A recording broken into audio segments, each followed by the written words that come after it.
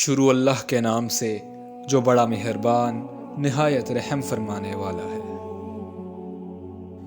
اے ایمان والو، نماز کے قریب نہ جاؤ جب کہ تم نشے کی حالت میں ہو، یہاں تک کہ جو تم کہہ رہے ہو اسے جان لو، اور نہ ہی جنابت یعنی ناپاکی کی حالت میں نماز کے قریب جاؤ، سوائے اس کے کہ تم راستہ عبور کرنے والے ہو،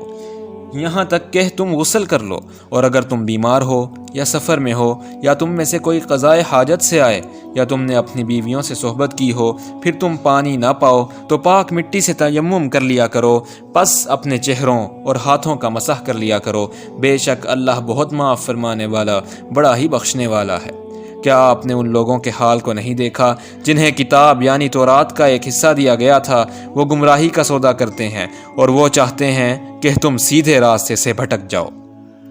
اور اللہ تمہارے دشمنوں کو خوب جانتا ہے، اور اللہ ہی کافی ہے بطور کارساز، اور اللہ ہی کافی ہے بطور مددگار۔ یہود میں سے کچھ لوگ ہیں جو کلام کو اس کے مقام سے بدل دیتے ہیں، اور وہ زبان سے کہتے ہیں کہ ہم نے سن لیا، اور دل میں کہتے ہیں کہ ہم نے نہیں مانا، اور آپ سے کہتے ہیں سنیے، آپ سنوائے نہ جائیں، اور اپنی زبانوں کو مروڑتے ہوئے اور دین میں تانا زنی کرتے ہوئے راعینا کہتے ہیں، اور اگر وہ یوں کہتے کہ ہم نے سنا اور اطاعت کی، اور سنیے ہم پر نظر کرم فرمائیے، تو یہ ان کے حق میں بہت بہتر اور بہت درست ہوتا،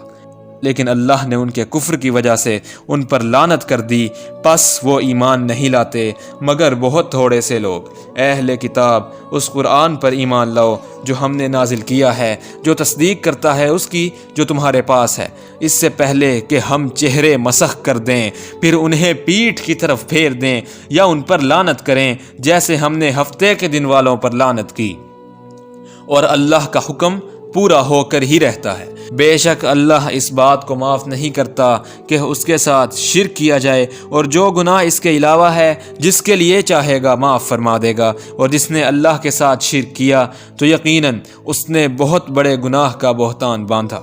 کیا آپ نے ان لوگوں کو نہیں دیکھا جو اپنے آپ کو بڑا پاکیزہ ظاہر کرتے ہیں، حالانکہ اللہ ہی جسے چاہتا ہے پاکیزگی عطا فرماتا ہے، اور ان پر کھجور کی گٹھلی کے دھاگے برابر بھی ظلم نہیں کیا جائے گا۔